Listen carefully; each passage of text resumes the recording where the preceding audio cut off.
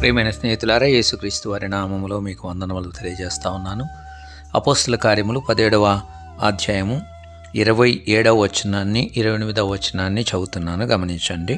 ఆయన మనలో ఎవనికిని దూరముగా ఉండువాడు కాడు. మనం ఆయనందు బ్రతుకుచున్నాము, చలించుచున్నాము, ఉనికి కలిగి ఉన్నాము. అటువలే మనం ఆయన సంతానమని మీ కవీశ్వరులలో కొందరును చెప్పుచున్నారు. ఏథెన్సులో పౌలు, అపోస్తలుడైన పౌలు దేవతాభక్తి కలిగినటువంటి ప్రజలతో మాట్లాడుతున్నటువంటి పరిస్థితిని ఇక్కడ మనం గమనిస్తూ ఉన్నాం. ఈయన తన యొక్క డిస్కోర్స్లో చదువుతున్నది ఏంటంటే, దేవుడు మనకు సమీపంగా ఉన్నటువంటి దేవుడు, ఆయన మనకు దూరంగా ఉండేటువంటి దేవుడు కాదు అన్నటువంటి విషయాన్ని ఆయన వారికి జ్ఞాపకం చేస్తూ ఉన్నాడు. మనం ఆయన యందు చలించుతున్నాము, ఉనికి కలిగి ఉన్నామని కూడా ఆయన జ్ఞాపకం చేస్తూ ఉన్నాడు. అంతేకాదు, ఆయన మన ప్రార్థనలు వింటాడు, మన ప్రార్థనలకి జవాబు ఇవ్వగలిగినటువంటి దేవుడన్న వాస్తవాన్ని కూడా మనం గుర్తుపెట్టుకోవాలి.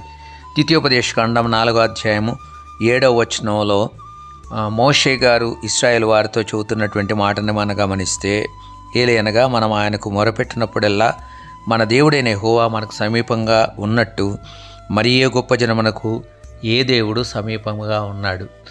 ఏ దేవుడు కూడా, అనగా రాతితో లేక కర్రతో ఇలాంటి వాటితో చేయబడినవి, జీవం లేని దేవుళ్ళు, దేవతలు అనబడినటువంటి వాళ్ళు వారికి సమీపంగా ఉండేటువంటి అవకాశం, వారి ప్రార్థనలకు జవాబిచ్చేటువంటి అవకాశము లేదన్న వాస్తవాన్ని ఈ సమయంలో మోషే గారు వారికి గుర్తు చేస్తూ ఉన్నాడు. కానీ మన దేవుడు, మనను సృజించినటువంటి దేవుడు, ఆయన మనకు సమీపంగా ఉన్నాడన్నటువంటి వాస్తవాన్ని వారికి గుర్తు చేస్తూ ఉన్నాడు. ఇశ్రాయేల్ వారికి ఆయన గుర్తు చేస్తూ ఉన్నాడు. మనం కూడా గమనించాలి, దేవుడు ఎవరికి కూడా దూరంగా ఉండేటువంటి దేవుడు కాదు.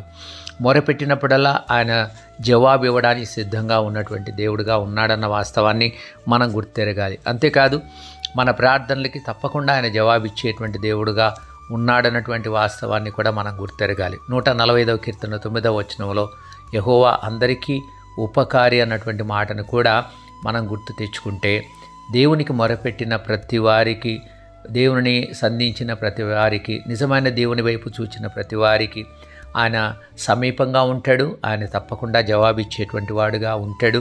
వారి యొక్క మొరలు వినేటువంటి వాడుగా ఉంటాడు. వారి ఇబ్బందిని చూచేటువంటి వాడుగా ఉంటాడు. వారి శ్రమలను ఆయన చూచేటువంటి వాడుగా ఉంటాడు. తగిన కాలమున వారికి ఆయన జవాబిచ్చేటువంటి వాడుగా ఉంటాడన్న వాస్తవాన్ని మనం గుర్తు తెచ్చుకుందాం.